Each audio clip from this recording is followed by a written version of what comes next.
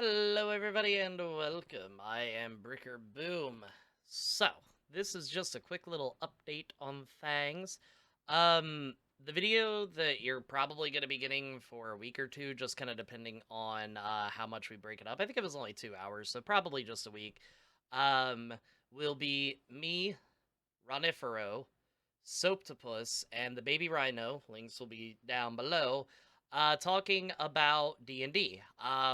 I started a podcast kind of style thing where me and some friends can talk about common pitfalls, things that we've seen, things that we've done, just to have a little bit of fun with it. So, I hope you enjoy. This will be the first of many. We'll be coming back in March. Depending on when this goes up, it may be up before then, it may be up after. I don't know the dates yet, just because we are still running through our regular video game rotation. But that'll be up. Ronifero and I are going to be doing a 12-hour charity stream with D&D info. A lot of D&D stuff is going to be coming down the pipes, just to be able to branch out from just the playthroughs. Tishy will be part of it. More Tish Noir, I should say. But yeah, just hope you enjoy it. I hope you all enjoy D&D, and if there's anything that you want to see us cover in the future, because like I said, this will be the first of many, just let us know. So, enjoy. Well, for the format, we're basically gonna just ask each other, or I'm gonna ask you guys some questions, and we're just gonna kind of see how we all feel about that. We can debate a little bit. This is not super structured at all. I just basically want to have fun with it and hear from different people. So I did send you guys the questions, but the first question that we're going to cover today, for those in chat and those that'll be watching on YouTube, what is the first step in world building for you as a DM, and what tips do you have to offer for people that want to DM for the first time when it comes to actually building that universe? You're leaving this open? Yeah, It's 100%. always silent. I can go first because I probably have the least on this. Is my Oh, guess. you're not. Don't worry. So I probably have the most on this. I almost went first. That's a good thing. for me, I start plot first always. I come up with what a couple of like the main thing, like a villain, what they're doing, why they're doing. Then kind of down from there, setting. Which honestly, all of my games have always been in Faerun, which is like the canon D&D universe or whatever. And then if I just don't know a piece of lore, I make that shit up, and that shit's canon now. So with that, I can just go on any random D&D wiki and find any info I might need. You know, players are like, "Can I use this god as my god of worship?" I'm like, "Yeah, it's in this town, this town, this town, and this town now." You'll find temples there and other followers and stuff like that. So, work with your players and add their shit to your setting. That's actually something I always like too. Just people who actually can work with their players. I've had one of my current DMs actually ask us like, "What do we want to see in these? What do we want to? What kind of myths or legends that your character might know about?" And probably he would put those into the game itself. We never got that far, but those were his sad. ideas, kind of thing. Yeah, that's good. So I love that. I actually like those kind of things. Yeah, I that's- think it helps cement the players into the setting. 100% it does. Or both, or whatever. That's absolutely where Session Zero is definitely like peak on its top. It's like so good for that kind of thing. Other thing too is characters that sometimes the DMs can make. I know of one character that my DM has made in 2 separate campaigns because we both loved him so much. His name was just basically Gruban, and he was a goblin. And yes, it is a playoff of It's Groupon. always the goblin. Everybody loves the damn goblins, and I never know Goblins, why. They're Kobold. definitely the mascot. They're the mascot. Yeah, of, the mascots. It's the short creature. Calvin was ours. He was short, and he was a gnome. He was a He was our gnome mascot. cartographer that was in love with a half-orc, and any time that I could throw him in, you would just hear from the shadows this little gnome voice, "You're beautiful today." I loved Galvin, and honestly, I think you may have snuck him into this most recent campaign. You'll see. You got to 'Cause, get there first. I think he would still be alive. He was rather young for a gnome. He was rather, you gotta walk before you can run. That's all I'm gonna say. Yeah, it's also just like because I have one of my friends who plays in this campaign with me. Just in all caps said in my chat, we love Groupon. It's just what you get characters like that. There's also another character I know our DM has told us about was just a normal looking little girl with a box, but the box turns out to just be a mimic, and it's a friendly mimic. Aw. She doesn't know it's a mimic though. Oh. She has no clue. But that's just another like character NPC that my DM has made. We haven't seen it. I would love to see something like that. I want to see it mostly because I want to see the first person to yell, "What's in the box?" That would be me. That's gonna for sure happen. That'd be one of those. All right, roll initiative to see who gets to say it first kind of scenarios. So, I rolled a 4. back on topic here. How I start off the worlds. Now, I myself usually put most of my games inside the same universe. And I think Bricker knows this. I like to tie everything together. That way, I have old-time players like Bricker that I can tie things into. That's actually a really good idea, though. Keeping people like that around. It's worked really well because he'll throw in little things in this campaign that I'm like, I remember that from 5 years ago, you sneaky bastard. Yeah, no, I absolutely adore doing that, but I want to make sure I don't make the same campaign more than once. So what I'll do is I'll choose a different continent or country to explore. Kind of the Bethesda approach, actually. So I would say a lot of my inspiration comes from video games that I play as well. Bethesda gave me the idea of having an intertied story between each continent. Then I have like fantastic items from like League of Legends. I'll throw those into the game as well. And as well as the ice phoenix, the cryo phoenix, that's literally ripped from League of Legends. But in order to the very beginning of every campaign I do, though, and I've done this a couple of times now, is I will create a very detailed city. I'll have like shopkeepers. I'll have something very interesting. The most recent one is they started off in this small town that had 2 brazen bulls. If you know what those are, I think bronze bulls. Sounds familiar. Wait, the torture device? Yep, I know exactly what those are. Those are fucked up. Yeah, they are. 2 of those, and it was a slave owning city as well. So like, I really did not give a fuck what they did to this city. They could have blown it up for all I cared, and they did. It's gone. It's off. It's off the map. And I was like, good. Fuck that city. What I do is I give them the open sandbox at first. That way I can see what their characters are going to do, what they're all about. The very first thing they did was jump a tax collector and take all the shit out of his cart. Damn, that's brutal. It tells me exactly what their players are, what they're after, and then I take that information, I throw it in later. So clearly they have a problem with authority. Okay, well now an authority figure is coming after them. Of course, this is the only way to do it. Yeah, sure. I like the sandbox that kind of funnels into the plot, kind of like you're saying, where it starts really sandboxy, do whatever you want. Here's a couple of points. Oh yeah. Oh. Uh-oh. I think, did he die? Did we lose him? I think we lost him for a second, so I'll go and cover up the empty space here. Now, that sandbox style does come with a few drawbacks. Getting your players to or whatever. There he is. Oh, there we go. Me?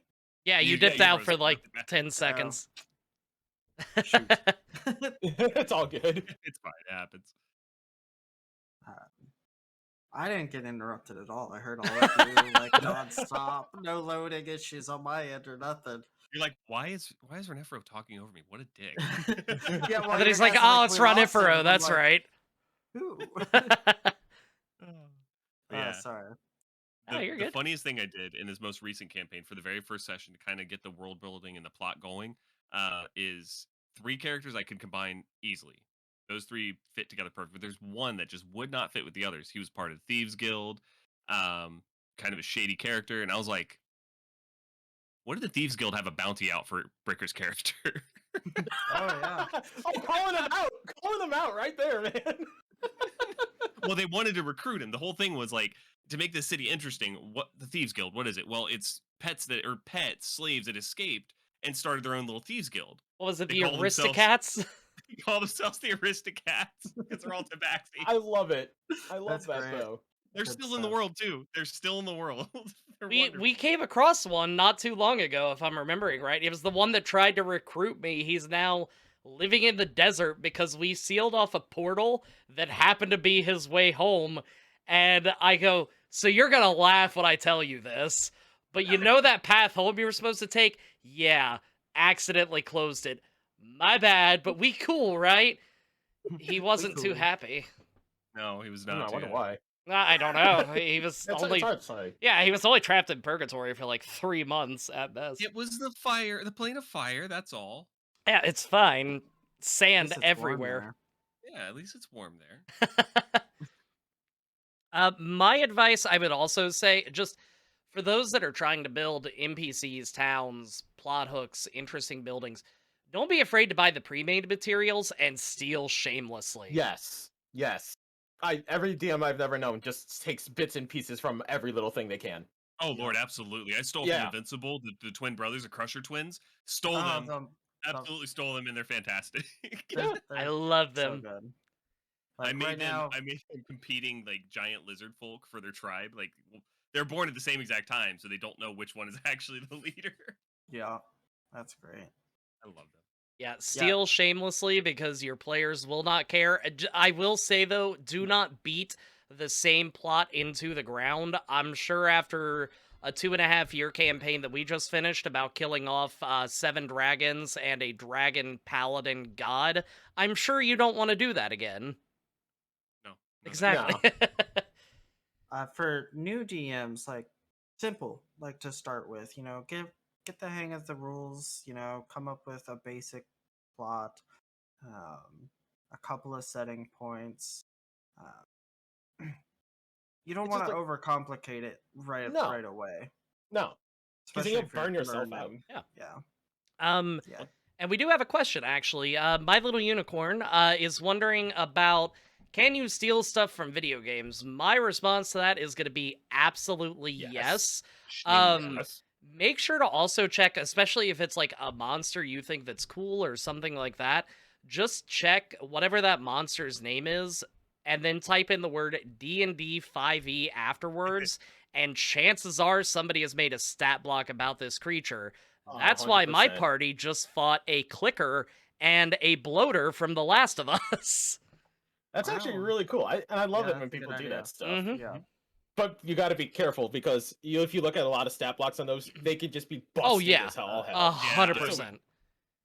I would definitely consult the GM, the Dungeon Master's Guide. The Dungeon Master's Guide actually has a table that shows you where CR is and where roughly each of their stats should be. It's not 100% accurate, but it works.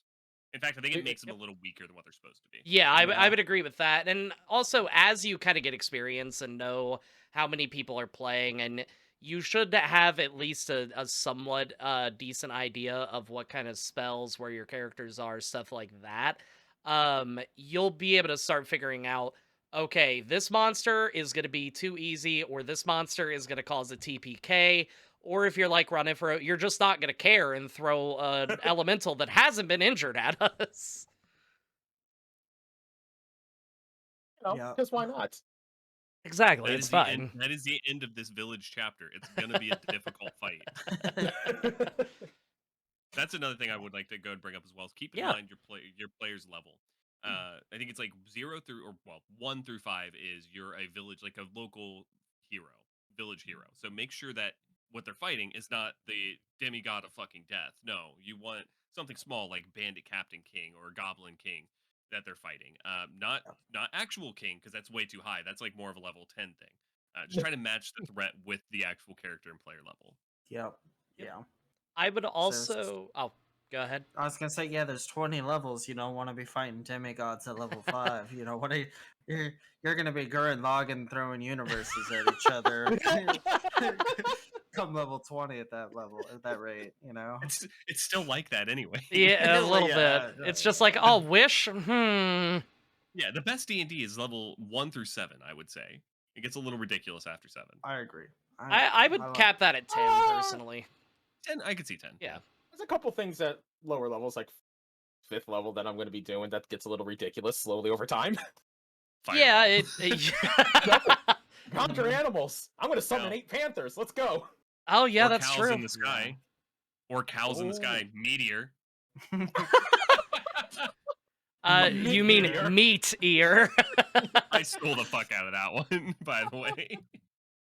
Oof. Codip Oh says my level God. 20, but you don't have any benefits from level 1 through 19. Are you level 1 then? To just have the capstone ability. Yeah, apparently that's a monstrous idea. Some of those are actually really strong at the later Some levels. of them are really Yeah, let's talk bad. about Druid Some of them are shape. very bad, yes. Yeah, Druid Circle of the Moon. Oh, sorry, I'm just gonna keep transforming into an elemental and have endless HP. Well, no. You don't get the elemental. Because you don't Oh, get that's the previous right. spell. You only get wild don't. shape. The You're most right. powerful is the most power you get is from level 1 through 4, and that's exactly why people multi-class only 1 through 4 through one of the characters that don't touch that class afterwards. Fair. Another, yeah. I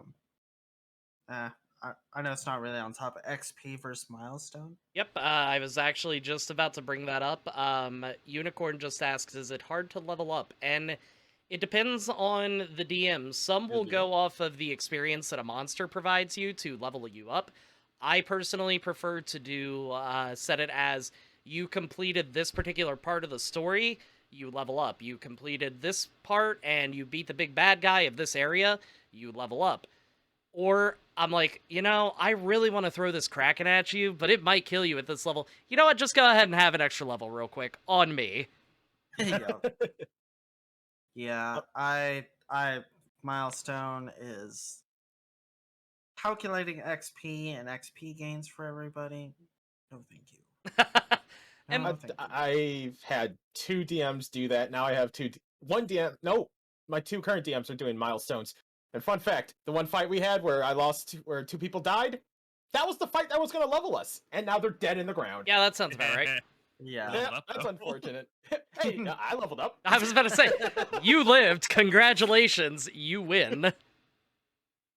She's gonna kill me later because she's chat.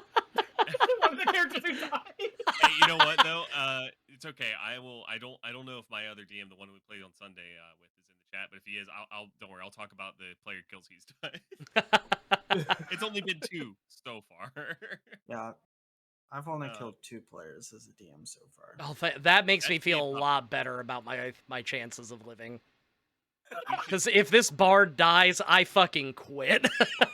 we should definitely add that to the topic list. How many 3. players I'm help sorry, I out just that? remembered Well- one that fell to their death. We will actually have a death question later, so So we'll say that. yeah. So we'll circle back. We have a viewer question here though, on my Yes. side. Candy asks, how long a campaign usually lasts? I'm gonna be honest with you. Usually, I'd say the average is probably 5 sessions before everybody gives up. Because of scheduling conflicts. Scheduling Yeah. conflicts is the biggest Yeah. killer. On average, I would say probably a couple months. The longest I've seen one last that I wasn't a part of was 3.5 years. Yep. And Yep. a big part of it's how often you play, even. Yes. Also, If yes. you're playing Yeah. twice a week or something, you're gonna blow through it. You know, if you're playing once a month, it's gonna take forever.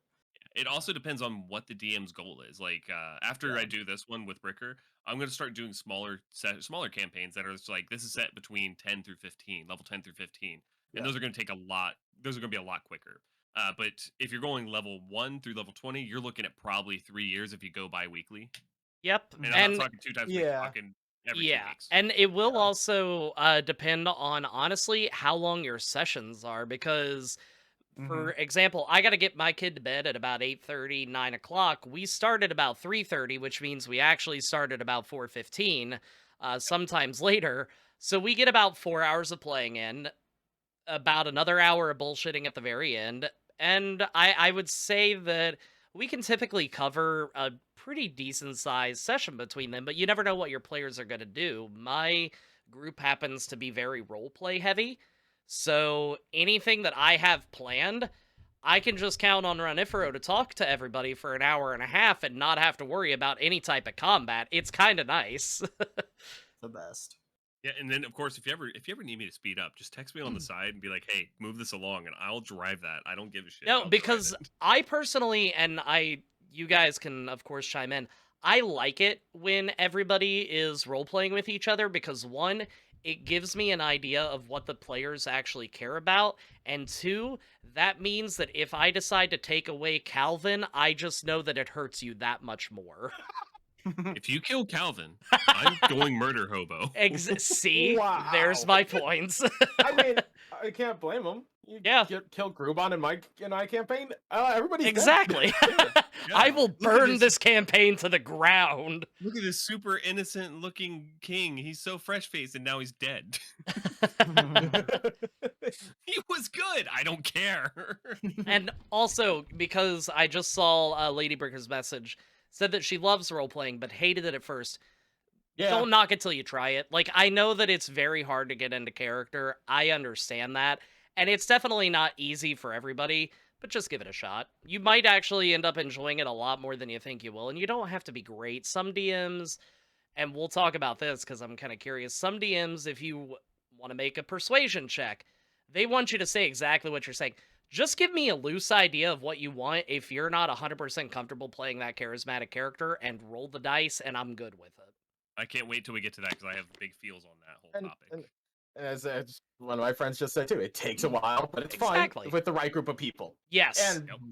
like, I've known my friends for years. It's easier to get involved with them. The other group I have, I've only just started playing with them. It took me like a month or 2 to finally get my character down right. Oh yeah, yeah. Your character evolves until you kind of get where you're at with your Yeah. group dynamic and stuff. And that's what makes it fun. Exactly. Another question is it hard for beginners, like everything in D&D? 5e has made it very, very streamlined. It is a lot easier than it used to be. However, if you have the right people and the right DM, it's still going to be a learning curve, but it is a lot of fun to be able to pick up and learn. It's a blast. Yeah. 100%. So, moving on, because I know we've spent a lot of time kind of dicking around that one topic. This one is very much a controversial topic, so I'm excited to see what your guys' view is. Cool. But what is your view on the rule of cool with D&D campaigns? Some are very much we are sticking to rules as written, and some are like, you know what? Roll for it, and if you roll high enough, I'm gonna allow it because that sounds awesome. That's what a lot of it comes down to. It's like, I shouldn't allow this, but where it's going sounds cool. Let's do it. That's just one of my things. Is anytime somebody says, I'm going to do this, okay, do it. Let's see what happens. Exactly. I'll hop in with Ronifero's character, Timmelt. One of the BBEGs was trying to escape using teleport, and it was just him. Timmelt was like, I know that it says willing creature. I'm sure he does not want me to travel with him, but can I be the willing creature with the rules as written? I'm like, you know what? Because you are a wild magic sorcerer, just roll a d20, add your arcana. He rolled like a 16, which made it, I want to say, like an 18 or 19. I'm like, you know what? Yes, it worked this one fucking time because I think that's awesome. Yeah. Yeah. Doing stuff like that is always good. Yeah. So I'm I like the rules. They're there for a reason. The rule of cool is still a rule. So we're going to follow it. It is, absolutely. That is the best thing I could have ever asked for in a response. Rules are cool. They're still rules. Yeah, I like love that. it. Yeah. Now, of course, I of course do the rule of cool as well. Like, if you if you wanted me to do something, like, sure, you can give it a try, but we got to remember, like, not to go too far with it, because some players like to try to go too far with the rule of cool, and it's like you can't realistically do all that For in sure. 6 seconds. It has to be realistically possible. And most of the time, for me, rule of cool happens outside of combat. Yeah. Yes, that is true. Yeah. So the 6-second thing's not super relevant. Yeah, and it actually ties into the next question that we have, asking about what about when you are in combat? Can you bring up anything? And the answer to that is no, technically, because most characters have 1 to 2 weapons that they are typically going to be fighting with. You can make up like where you want to aim and stuff like that for more of a flavor context. For me personally, and I know every DM is different, but I stole shamelessly from Matt Mercer, and when you deal the final blow on a creature, the big bad, whatever, at the end, I ask, how do you want to do this? And you get to tell me how you want to kill this creature. So at that point, you get to let your flavor show and go with it from there. But what do you guys think about that? I love it. Both my DMs do it. I had another DM that I wasn't a fan of, but they did let me do it as well too. It's just one of those nice little things because I still vividly remember I was playing a gnome barbarian at the time, and I was fighting a relatively taller human. All I had to my name was a dagger. So what did I say? How I killed him? I stabbed him behind the knee and then killed him. Oh my god! Yeah. My character was a little bit angry. That you know, is as a barbarian is. a big rage and a tiny body, and I am here Yep. for it. Yeah. Sounds like my wife. Yes. Whoa!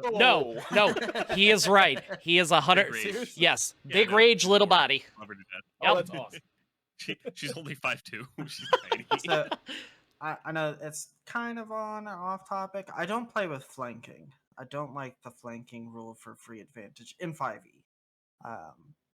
But Really? yeah, I know. So I'm not part of the majority on that one, but my game, my rules. Yeah, that's fair. I like ahead. to reward my players with creative attacks. So if they do like describe their attack well and creatively, I'll give them advantage on that. Or if they're like describe like you're saying aiming for specific parts, I'm gonna flavor the damage as wounding that specific part. And sometimes like if I attack the arm, I'm like drops his weapon. Okay. I like that a lot because, and I will say that what I have found, and you guys can agree or disagree, obviously, I have found that new players, especially, either will try to describe everything a little bit more, but overall, every new player I've seen usually has off the wall ideas that Yeah. I would have never considered. My wife, I was super proud of her for this, so I'm going to talk about it for a second. I trapped everybody in mirrors, and she goes, Thaumaturgy allows me to mess with the properties of glass.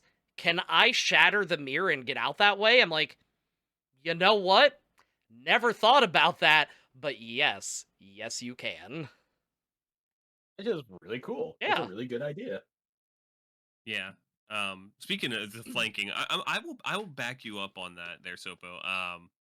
I play with flanking, but I've been looking at the idea of it, and honestly, like giving the flanking rule really steps on a lot of toes of special abilities. For example, reckless attack as a barbarian. Have you ever used that as a barbarian? No, because you just try to get flanking instead. There's no point in doing that. The wolf totem in the barbarian gives everybody pack tactics. When flanking is available, you don't use that either. There's no reason to. So I kind of agree with you. It definitely steps on the toes of the other abilities that you can get. And it makes, I don't want to say it makes sneak attack too good, but makes Sneak sneak attack attack even better. less creatively need to be implemented. Well, I mean, I it's mean, if you give already some- they just have to be 5 feet anyways. But It's so easy in 5e already. Yeah. Like, give someone a Mhm. bow and then give them a barbarian, and there you go. well, and not only Plus, that, go ahead. they just released that new ability that rogues can do, steady aim. That's crap. Oh, yeah. Sorry, it's I'm so. sorry, It's what is so, this? It's I did steady not aim. see this. As long as you don't move, you get advantage on your attacks for that round. You have to use your It's- bonus, but You have to use your bonus action for it. Yeah, I mean, yeah, but that's nothing. Yeah, use it's your bonus. too good. That is way too good. Well, Yeah. and I use flanking, but my concept in it, and I'm probably going to look into not doing it after I see how it goes a little bit more in Sopo's campaign, but my thing is I'm just like, if you are a heavily seasoned warrior, somebody being behind you, you're not really going to, like, I understand that, yeah, it may be a little bit harder to fight, but it's one of those things that, do they really deserve advantage just because you're getting ganged up on? Because we've seen a barbarian take down 5 people and just keep on charging through without any issue. Mhm. So part of it Yeah. for me is the math portion. So advantage mathematically gives a +5 bonus. That's Where in older editions, flanking only gave a +2 bonus. Whoa. We're talking about math in D&D? Get the hell out of here. I'm mention- sorry. not to mention it gives you a whole nother chance to roll a 20. It gives Yeah. you a whole nother. You can crit fish with it. Yep. Okay, so I feel like we're all in that. Hope you enjoyed the video. Like I said, there'll definitely be a lot more of this coming. So, until next time, everybody, peace out. Rule of cool is still a rule.